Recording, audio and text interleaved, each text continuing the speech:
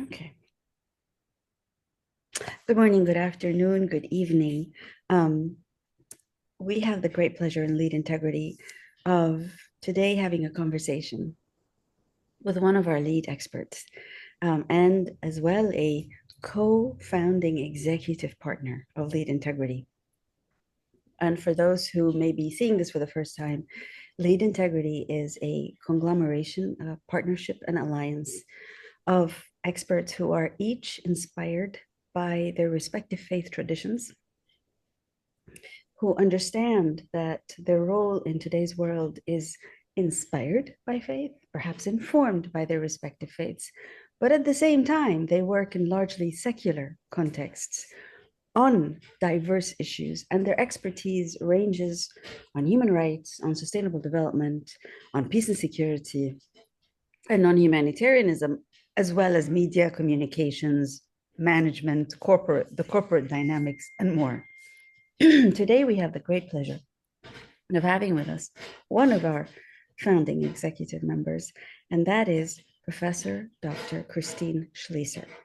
Now, I'm going to ask Christine to tell us a little bit about herself so that it helps to set the stage for the conversation that we would like to have today, which is that link, the nexus between religions, conflicts, power dynamics, leadership aspects. And I hope we'll be able to touch also on some aspects of being a woman leader in different institutional settings, given this environment that we have discussed. But we cannot possibly go through and live through today's times without addressing this issue of where and how religions intersect with the political and the conflict around us. So let's take a moment to give tremendous thanks for the fact that we're well, we're good, we're together here. And for me to give personal and professional thanks to a terrific partner in this journey of lead integrity. And I invite Christine with profuse gratitude to introduce herself before we launch into our area and her latest book. Christine, please tell us a bit about yourself.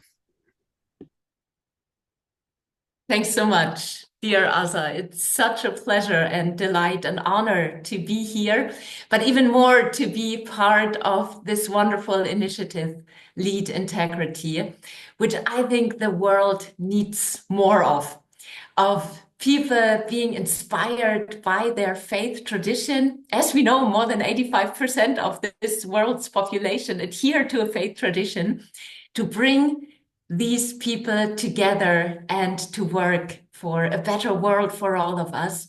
So yes, you already mentioned my most important part of my being, so to speak.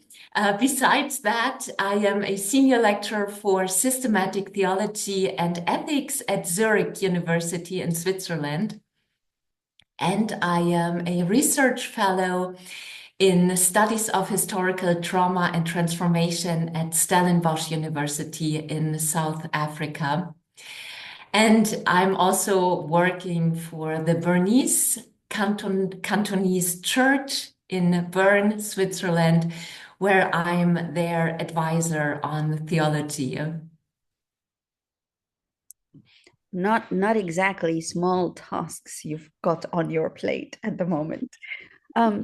Given all these different areas of service, Christine, perhaps you can tell us a little bit about your own inspiration, faithful inspiration, where and how you have come to the understanding and the decision that you made in your life to be a theologian, and to serve in this kind of a space, because it isn't exactly what many of our secular counterparts would see as a natural thing to do. So maybe just tell us a little bit about how you came to be serving in these spaces and an expert in these issues, just as briefly as you wish. Thank you. Well, for me, my first decision was not to become too involved in religion, because I grew up in a rather religious household. My father is a pastor, so is my brother, and my other brother is also working in the church. So I thought, my goodness, that's definitely enough theologians in the family. We do not need anyone else here. So I tried to stay away from professional religion, so to speak. Well, that didn't work well. So here I am. And I am here as speaking from a Christian point of view, with a Christian tradition that I grew up in. And I am, the older maybe I become, the more I am convinced this is exactly what we need, and particularly in my own context, which is Switzerland, Germany, a very secularized context. And we have become in former East Germany, there's the saying that people have forgotten what they have forgotten. So the metaphysical, the religious dimension, God, has become so forgotten that it's not even an issue to refer to. It's not part of the frame of reference. And in a world that, as I mentioned before, is overly, to the vast majority, religious, this, I would say, is a highly problematic development that we face in our, at least the societies that I can speak of, that our religious literacy has declined rapidly. We're no longer able, I'm of course generalizing, there are always wonderful exceptions, but we are by and large no longer able to understand religious dimensions, to interpret them correctly, be it in conflict transformation situations, be it in development situations. And that, I would say, is problematic, if not even dangerous. Perfect. And perhaps you can elaborate a little bit, especially on the danger, the problematization of not understanding the religious, given conflicts around us. Maybe please elaborate, because that takes us right into the heart of what we want to discuss today, and certainly what we want to hear from you and learn from you today. So please go ahead and tell us why it's problematic. Why is it dangerous not to understand and appreciate religion, not to be religiously literate, if you will? Your call, please.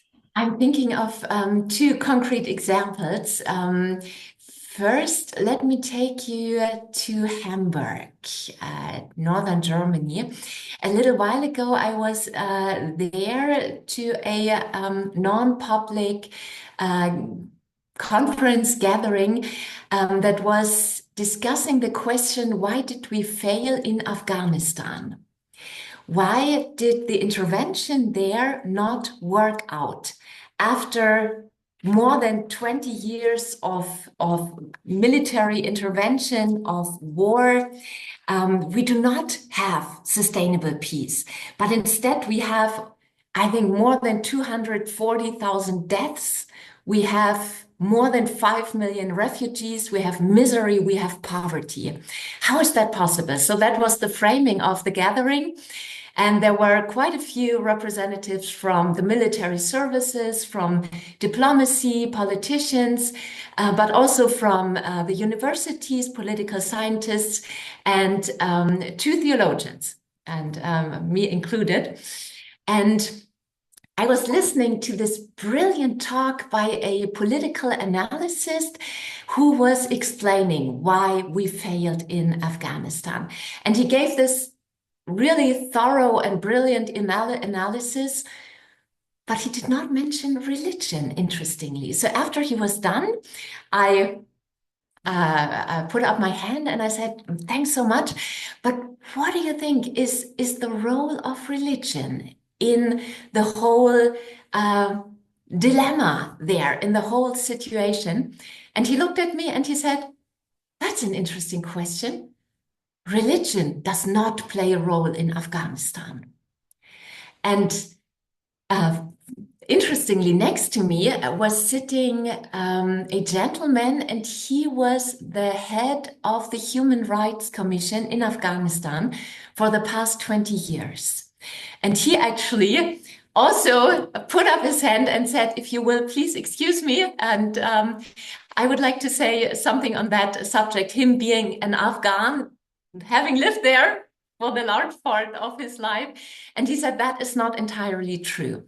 Religion does indeed play a role in Afghanistan.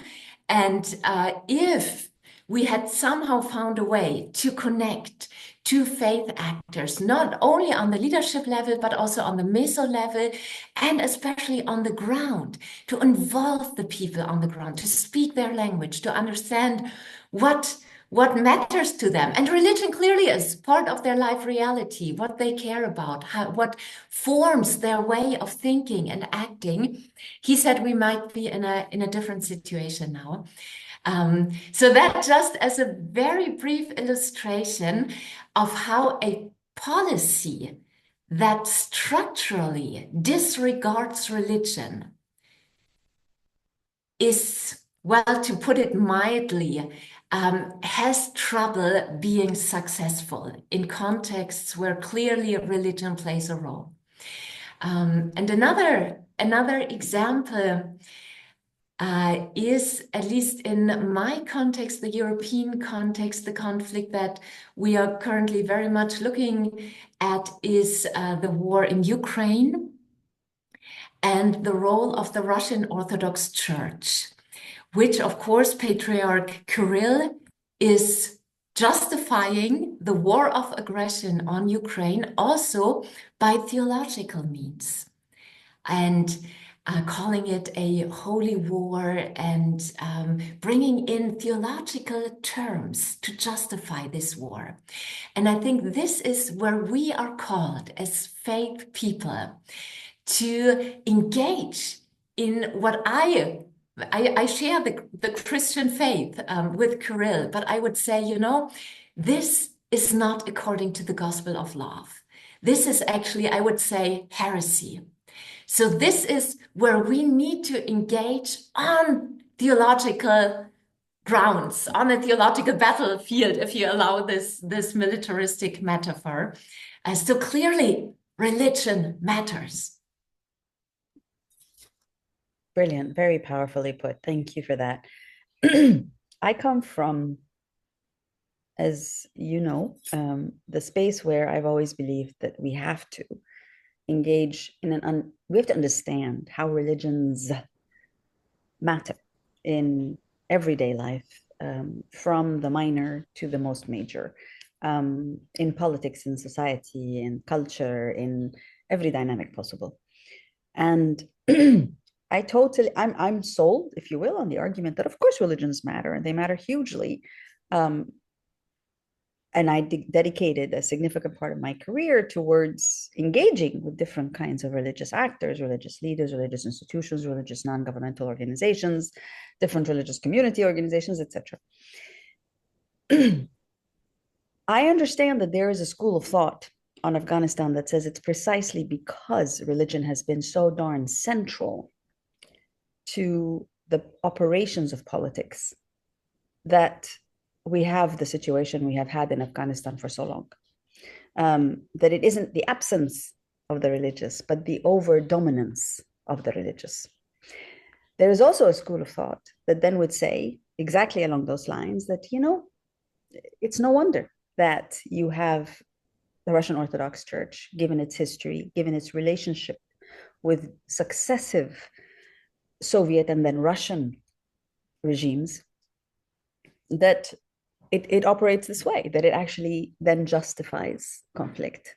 So the school of thought is that religions are problematic, and that when you engage with religions, whether that engagement is about understanding how central and analyzing how important they are in people's lives and governance and institutions, or whether it's about actually collaborating with religious actors in their diversity, in either case, and in many of these cases, the whole spectrum, it can actually lead to more polarization and more conflict rather than what we've seen today. Hence, in Europe, after 100 years of religious conflict, the decision was, and the process was to secularize, to keep the religious away from the political and governance spaces. So that is the history of Europe. That is why in Europe, other than anywhere else in the world, by the way, nowhere else in the world has there been 100 years of religious conflict that has led to such a systemic secularization of all institutions and a deliberate intentionality to distinguish the political from the religious. Nowhere else but in Europe, actually, Western Europe. And so, given that school of thought that uses those histories, what difference do you think it would make to take religion more seriously anywhere in the broader East, whether it's Afghanistan or Palestine or Syria or Lebanon, or which has gone through its own civil war that was very much religiously infused? How do you think it could be different? And it's not going to be conflictual, just to say that religions matter, but it's a good thing. How do you see that happening? And what are the examples of that that you can cite in the very logical argument that you're making? Now, that's a great question. And yes, of course, I fully agree. Religion, any religion, has this immensely destructive potential and immensely problematic potential for inciting violence and hatred, and from the very beginning up to the present. And we can think of different examples for probably any religion that has been used and abused in that regard. So Europe, after these very bad experiences with the 30-year war up to the Northern Ireland conflict, there is a rationale behind that to say, okay, religion has been very problematic, but Europe, I think, has put out religion from the public agenda to such a degree that we are no longer able to recognize it, much less to be able to deal with it, because religion, and again, any religion, has not only these deeply problematic sides, but also potent resources for transformation, for peace, for reconciliation, for forgiveness. And it's easy to see the destructive sides. That's what's so clearly in our minds, in the media. It's present everywhere. And to look for the constructive sides of religion, we have to look much harder. But yes, there are so many empirical examples, empirical evidence, where also religion is being put into the service of sustainable peace and transformation. Let me give you one concrete example. One of my fields of learning, so to speak, is the small African country of Rwanda. And Rwanda, as we know, had this horrific genocide in 1994. And again, religion is not innocent there either. Of course, it wasn't the only factor, but it was one of the factors that helped prepare the conditions in which a genocide could occur. But again, that is only one side. And what we see now is quite a fascinating picture, actually. Rwanda is a predominantly Christian country with over 90% adhering to the Christian faith. And what we see now is how mostly Christian, but there are also wonderful Muslim actors that engage on the ground, mostly in initiatives of peace and reconciliation. And when I go there and talk to my partners there and my friends, my collaborators, I want to learn. I go there to learn and see how is it even possible to live together after a genocide has occurred. And let me maybe give you three things that stuck out to me of how religion can work in a positive way.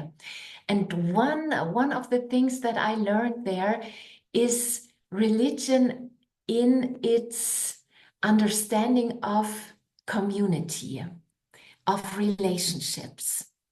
And what I see there is that the churches or also other religious actors, they invest in long-term relationships on the ground.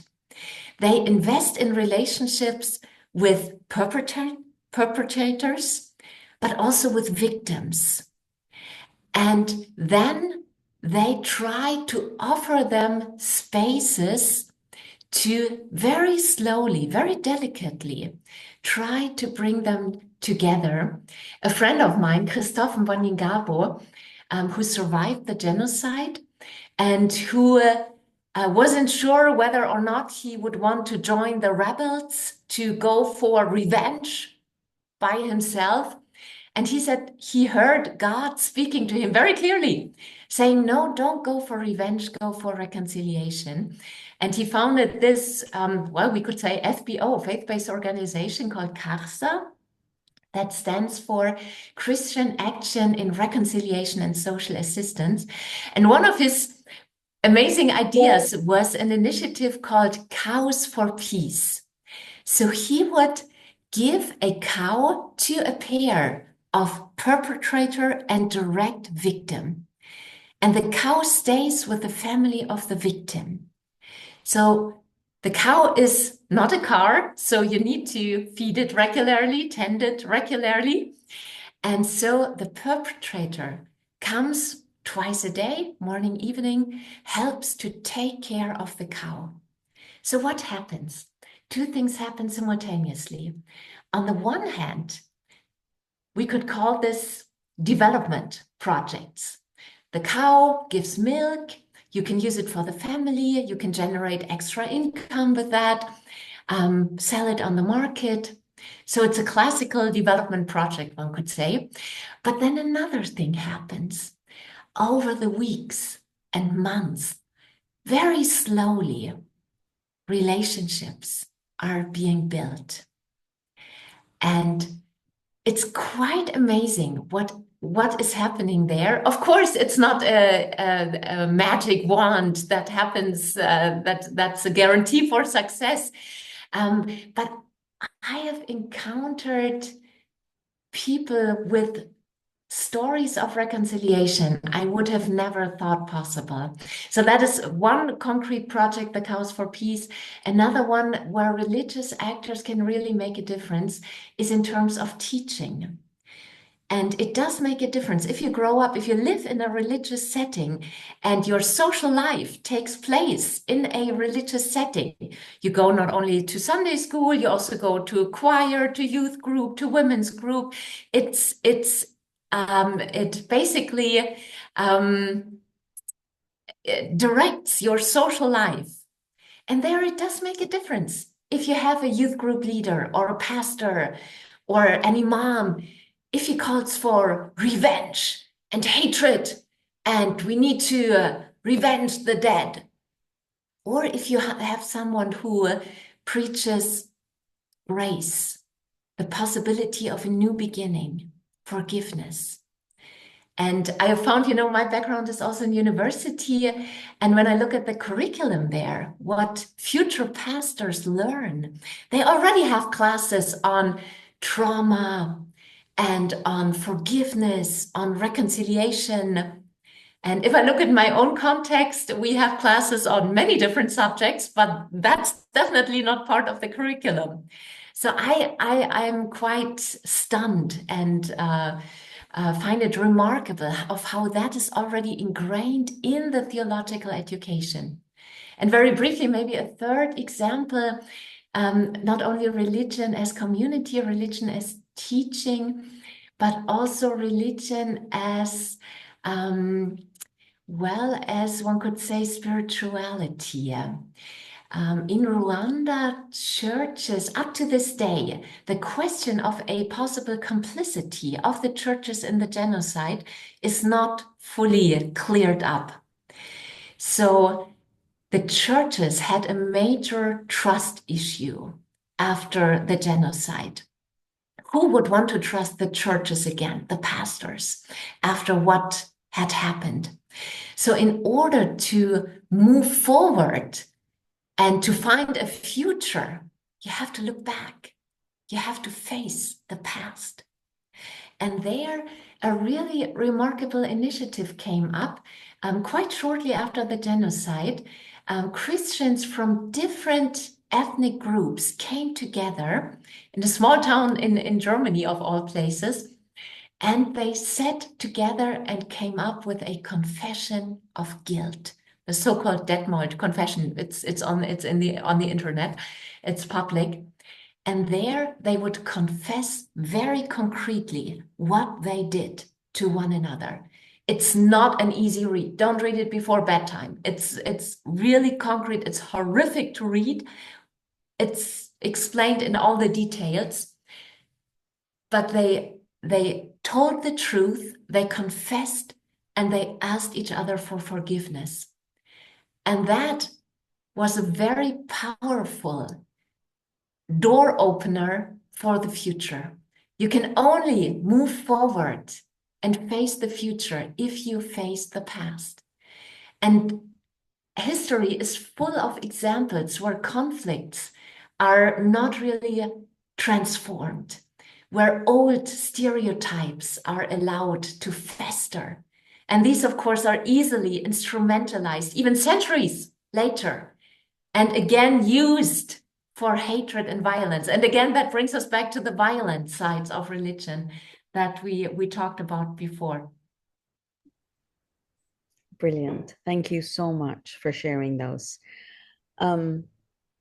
As a believer myself in everything you've said, I would also want us to be cognizant and deal with the opposing perspective, if you will, the one that says, that questions whether we are being so essentialist in our understanding of religion, in a context where there's no such thing as one religion that exists everywhere, whether we're being so essentialist and Christian in our perception of religion, and perhaps a perspective that doesn't take into account what you actually have just did. You just did take into account, which is the fact that the Christian traditions are also behind a great deal of conflict, not only within the world of Christianity, but very much within and about the world, things like anti-Semitism, Islamophobia. So that's always the sort of the counter critique that comes as, I mean, aren't you being a wee bit too, it's all very sweet, it's all very nice, it's all very Christian, it's all very, doesn't take into account that it's the same, it was Europe with its Christian ethos that went and colonized all the world, and look at where we're at today as a result of that, of those centuries of colonialism, which happened with very good intentions, you know, la mission civilisatrice, the white man's burden, etc. It was all very Christian inspired too. So I think it's how do we respond to that kind of very real criticism? How do we respond to those who say, well, look, it's been helpful for the process of the Rwandan healing that the Christians have come together and found that common Christianity between them that can help them overcome. But what about contexts like what you see in Ukraine and Russia, where it's a Christian Orthodox church, albeit very different ones, but there are such tensions between them that have led to open conflict and armed conflict. What about, you know, Gaza, Palestinians and Israelis? And Palestinians tend to be seen for some reason as primarily and almost exclusively Muslim, when they are the original Christians, for God's sweet sake. But here are the multi-religious realities. Here's the history of Christianity that is as checkered as any other religious history. And then here's the multi-religious world we live in. Again, let's take Europe as an example, where Muslim minorities are not exactly thrilled by how they're being treated, in some cases as Muslims, by the broader so-called secular, but yet dominantly Christian societies. And Jews are having a heck of a hard time with anti-Semitism as well. So how do you respond to those who see and who will throw this at us when we make those points as eloquently as you have? I think the only way to respond to this very just criticism is with humility and begging for forgiveness, and to be aware of the disastrous consequences, of one's own faith tradition. And myself, coming from the Christian faith tradition, almost up to our present, we have been engaged, for example, South Africa, in the theological justification of the apartheid system, of the systematic subjugation and oppression and dehumanization of our fellow brothers and sisters. And I think realizing that, or being aware of even a grain of that, should really destroy any sense of superiority, or let me tell you how things should be. But rather, at least I try, and God knows how often I fail, but for an attitude of learning. Let me learn, and let me yes, also be aware of the shortcomings and the disastrous effects of my own faith tradition.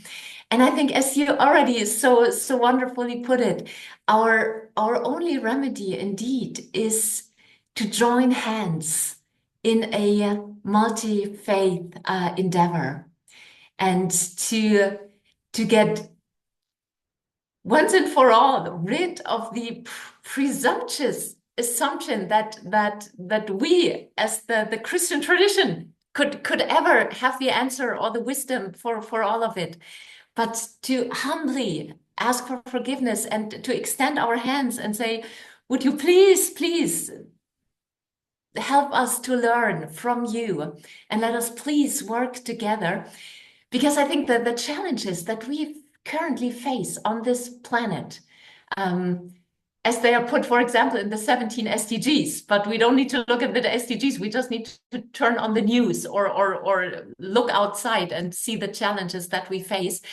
Not one of us can solve this, not one faith tradition, not one academic discipline, not one nation, but we have to learn from another, and we have to join hands. So it's and again, that brings us back to lead integrity, which for me really sums up the way forward. It's the attitude, the striving for integrity, which is aware of one's own shortcomings, and which is humbly willing to work together, and to see the resources and the immense wealth of wisdom and experience in the other person. Thank you very much for that, Christine. And your argument for the value of working together and appreciating one another's faithful attributes is something that I think allows us to take a moment to deeply honor the life and the work and the passing of His Holiness Pope Francis. It's the day after he has passed. I think it's shaken many, not just Catholics, but many people of faith, many people of no faith, who saw that I think spiritually wizened leadership in his role, including many who have issues with papacy and Catholicism and the church and whatever, but still saw and could appreciate the leadership of this man who was so deeply inspired by his faith, and that inspiration that comes from faith, almost regardless of where it comes from, the specific faith it comes from, that inspiration by faith is, I think, what we are indeed trying to, if you will, appreciate, respect, nuance in lead integrity, as you put it so well. It's not about preaching or converting or highlighting the value added of one particular faith. It is about understanding how deeply faiths can influence each of us. Very different faiths can influence us as humans to be better humans at looking after one another,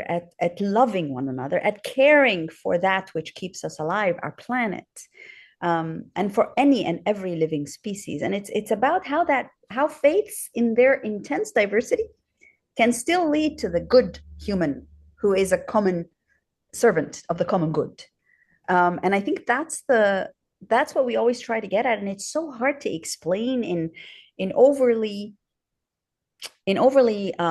secular settings. But it's also, by the way, it can also be very hard to explain in an overly one religion institutional setting. So as a Muslim woman, Arab, North African, I have found it challenging to be able to make this case in two different religious institutions and religious leaders, including for my own faith tradition. So I'm not just saying, oh, it's difficult to be and to believe as I do in vis-a-vis Christians or Jews or Hindus, or no, it actually can be quite challenging to be heard and understood as a person inspired by faith to do the common good because of the baggage of who we are, women, competent professionals, different religions, etc.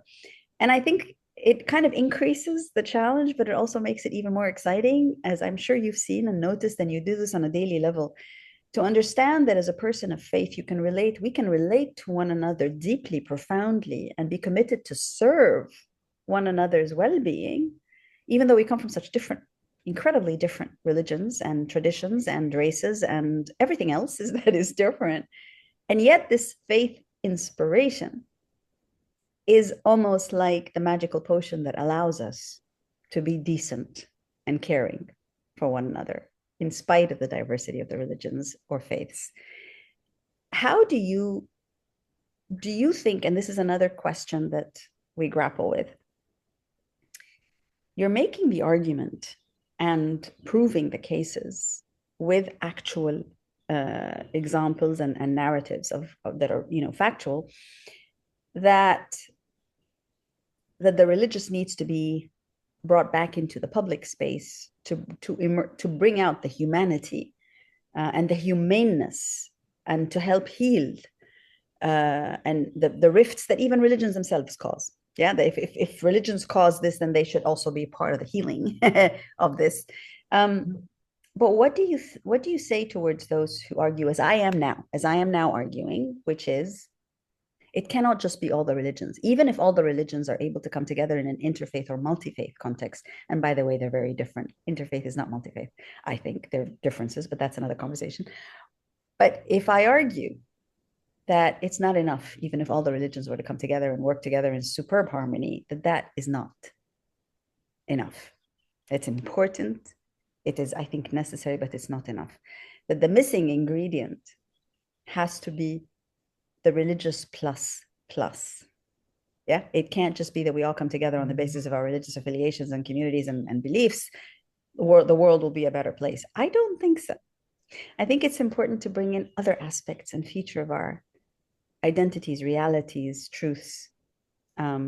Those who are arguing for human rights of all, those who are without any religious background, those who are arguing for those who live with different situations and conditions of disability, but without any religious background, those who are arguing for democracy without any religious background, that we somehow need to form the coalitions between these different believers, including those who do not believe in religion. What would you say to that? Because if we get so immersed and we've got to bring religion back in, might we not be forgetting that there's a lot more than religion out there? Absolutely. I would fully agree. Before, I mentioned that 85% of this planet's population adheres to a faith tradition, which means 15% are not. And especially in my own context, these numbers are growing. People who are not part of any faith tradition, not part of any institutionalized religion. And that's of course also a part of this planet's population. So I think the idea is not to exclude people of no religious background, but to actually join hands and work together. And when I was arguing for the inclusion of religion, I did so with my own particular background in mind, which makes it much more difficult for religion to be included. So I have to argue that vein. I might argue totally differently if I was part in a strictly religious setting and I would see people of non-religion being excluded. Then I would have to, of course, take also their point of view much more strongly into account. But as it is here, we are a rather small minority of people with a faith tradition. So as for now, and in my particular context, I would say it's important to highlight that perspective. But I fully agree. In the end, it's not about excluding one or focusing on the other, but it's about working together. And you mentioned Pope Francis, and I think he really was a wonderful example of extending hands to all people of goodwill. And I'm not sure if we can ever include everyone, you know. There might always be people who say, okay, you know, I'm not this human rights thing, that's not really my cup of tea. Or, yeah, well, if we look around in the world, I'm not saying any names, but people are there. So we might not be able to get everyone on board, but people of goodwill, that's, I think, our job to work together. And let me add one thing. I was struck by what you said before as you shared part of your own journey of how difficult it is sometimes also for you, and I can fully relate to that, to speak to your own faith tradition.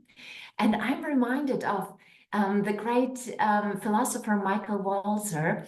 He speaks of the need for immanent criticism, of immanent critiques, of people who come from the outside and tell you and your faith tradition how you should do it. But it's important for each faith or non-faith tradition to have their own immanent critiques. And that's maybe much more harder because, you know, you might be perceived as a traitor to your own folks if you come up with revolutionary ideas. But that is actually what is needed. And that is also what I think, you know, being a professional theologian in a sense, that's also a way of at least how I sometimes, you know, when I get doubt about my own existence and I think, why hadn't I become a medical doctor and do something useful with my life? I think, no, maybe that's part of the calling of what we need to do. And that also means confronting abuses of one's own faith tradition, as I see, for example, Kirill currently doing. Mm-hmm. And that's always, I think, the hardest. I mean, confronting abuses within the human rights movement, confronting abuses within the democracy movement, confronting abuses within any ideological space is always hard because it's almost like you know you have to be religiously converted this way. This is what it is. So then to hear the critique from within is always the most difficult thing. But it is especially hard within the religious because the religious assumes that the truth is divine, is you know, is not arguable. And so how dare you then raise questions? How dare you critique? And I think one of the most difficult things is that we've still got very patriarchal religious structures and institutions. By the way, patriarchal, as I hope you agree, is not just because it's men. Women can be patriarchal too, and women can be nurturers of patriarchy and can be upholders of patriarchal institutions too. So patriarchy is not a male only thing, but it is a way of being and living that prioritizes male perspectives, male realities, but that can be very inclusive, if you will, of also the women in those spaces. And I think part of our challenge is that we try to speak to the essential humanity and loving and kind and grace and compassionate nature of faith. But our religious institutions in their diversity still remain patriarchal. institutions, um, albeit with both men and women upholding them and serving within them. And so the challenge then becomes, as you said, how is it that we can be critical of our own institutions from within, but also how can we be critical in a way that is gracious and merciful, including of the women who are upholding the patriarchal in those spaces. And I don't think we've quite managed that yet. So, for many years, we looked towards the women's movement, the feminist movement, to try and see how it is that, some of those issues are being dealt with, only to realize that the feminist movement has its own baggage and issues of patriarchy, by the way, but also of exclusion of different forms of discrimination. Yeah, you can be a feminist and still be somewhat discriminatory about other things and other dimensions and domains. And I think, how do we then deal with all of those complexities being inspired by our faith tradition? You mentioned we cannot possibly include everyone.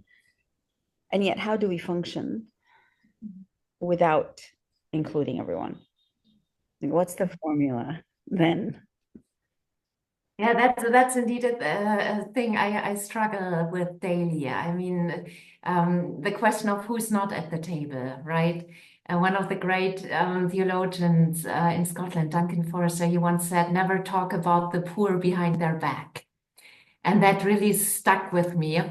No matter what are the issues we talk about, and I think the first step really is to ask oneself this question.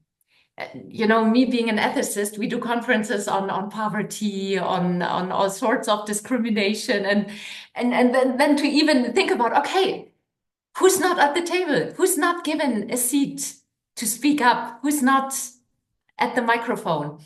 And I don't think I'm always successful in being inclusive. But at least in my better moments, I try to remind myself at least to ask this question. And then, yes, I fully agree. I mean, patriarchy, I think it's not only a question of gender and sex, it's a question of a habit of the mind and heart.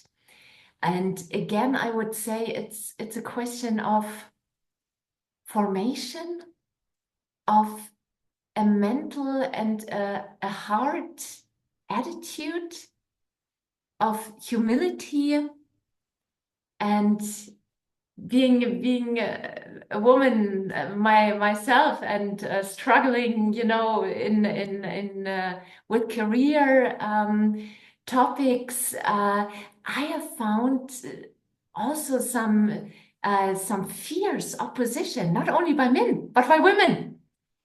And I found that so interesting. And when I was at a very at a young stage of my career, one of the senior professors, who has become a dear friend of mine, he said, "Christine, don't think that it's only males who are your opponents. You will get the most fierce opposition from females." And at that time, I thought, how is that possible? Of course, as women, we bond together, we support one another, and we are there to get each other's backs, right? We're women, of course. No, he was fully right. And that is something that sometimes hurts me actually the most, because that's my mind has learned to expect it, but my heart is still how can I say, shocked or saddened by the experience. And I would be interested in your wisdom, how to deal with that. For myself, I can only try to maybe lead by example, to try not to be what I find not helpful. But what's your experience? I think How do we I deal think you with said that? it. I think you said it so well. And I love the way that you say, my mind is I'm now ready in this stage in our lives where we're mentally prepared to see what we consider to be the betrayal by other women whom we would have assumed would be our biggest supporters and allies, but at the same time our hearts are still breaking about it, because, and I think that's interesting because it does show almost I don't know how to say it in English, but in Arabic, it's like the word is fitra, what you're actually born with, the things that are very endemic to your soul, your spirit, your character.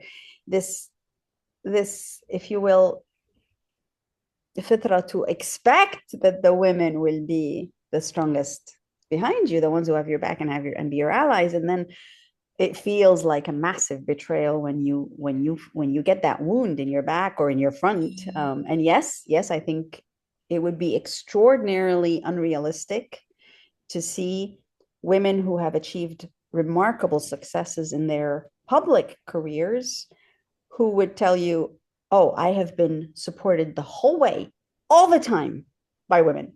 I have yet to meet someone who will say that. I'll say, yes, I've had remarkable women in my life, and we've managed to I have remarkable sisters in my life, and solidarity and so on. But it's going to be very rare to find a woman who says, I have never encountered any issue or resistance or challenge from another woman. It's not realistic. That won't happen.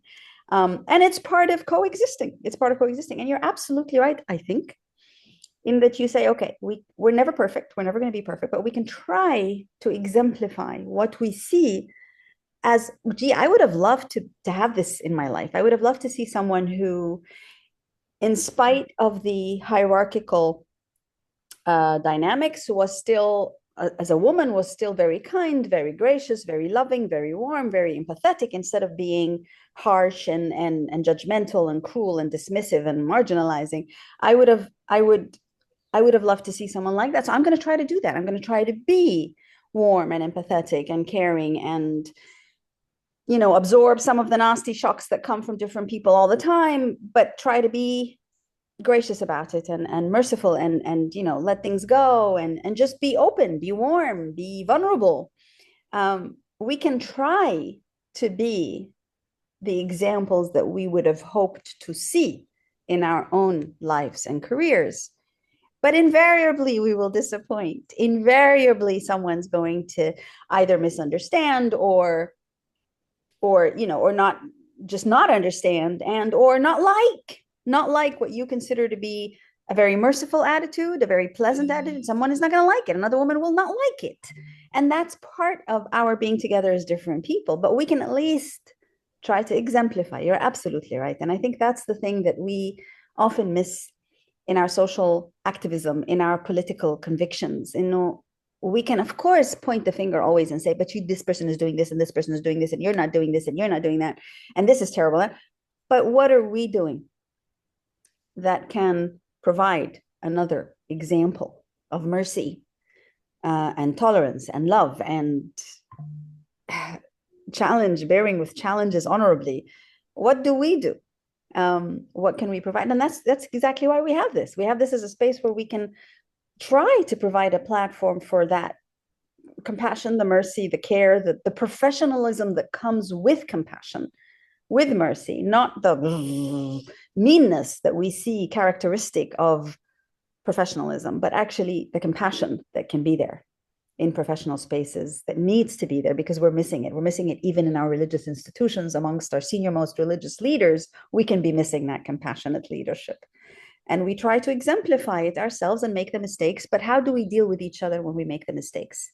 That's what makes us different. Do we continue to tear each other apart, or do we know how to show that grace, so that we no longer continue on the tearing apart until you're in pieces, but so that we can continue the process and actually heal and become, and we have this in Muslim cultures, but also every other faithful culture, that the best friendships come after enmities. Sometimes the most bitter enmities can, depending on how we deal with them, can lead to some of the strongest, most amazing, beautiful friendships. And I think that's what our world needs right now, because we're so busy harvesting enmities. Hopefully we'll be able to figure out how to turn those enmities into long-lasting friendships and the most productive form of solidarity for the common good. We want to go there. That's what we're aiming for. So we're not saying no more conflict ever. Everybody's got to love everybody because your religion says that, my religion says that, and his conviction says that. No, we're saying, how do we figure it out?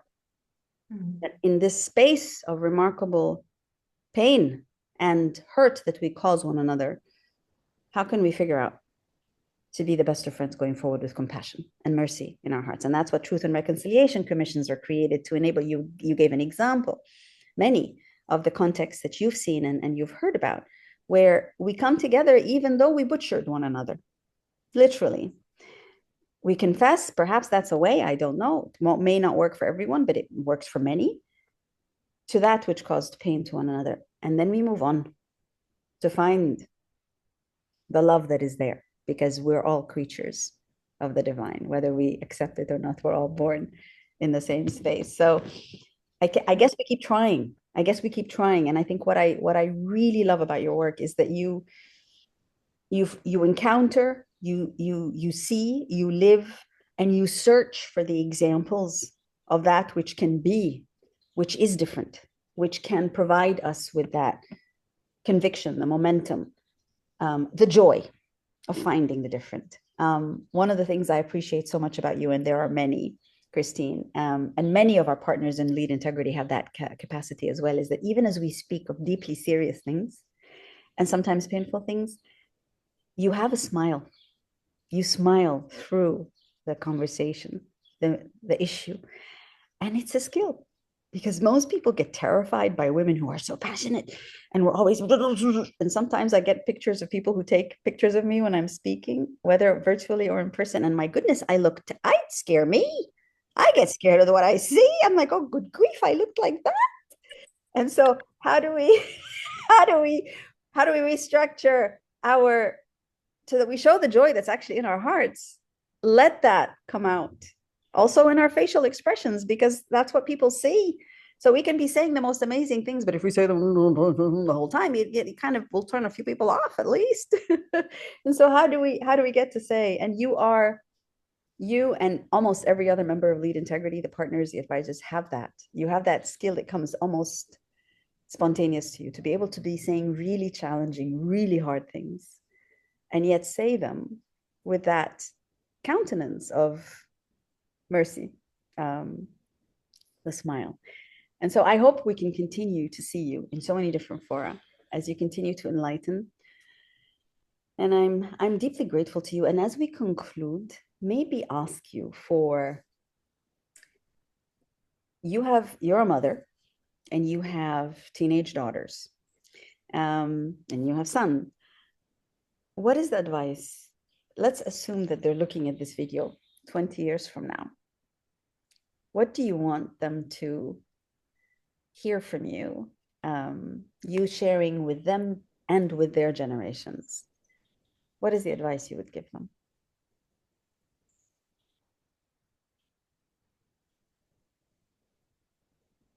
I would probably say, be stubborn in hope, be active in love and kindness, and keep your faith. Beautiful. Professor Dr. Christine Schliesser, it's an honor and a privilege and an absolute joy to be walking alongside you, to be listening to you. Thank you so very much for this delightful interview. And I will now pause the recording so that we can conclude. Many Thanks so much, Ayse. It's been a great privilege to be here and to learn from you. Thanks so much. Thank you.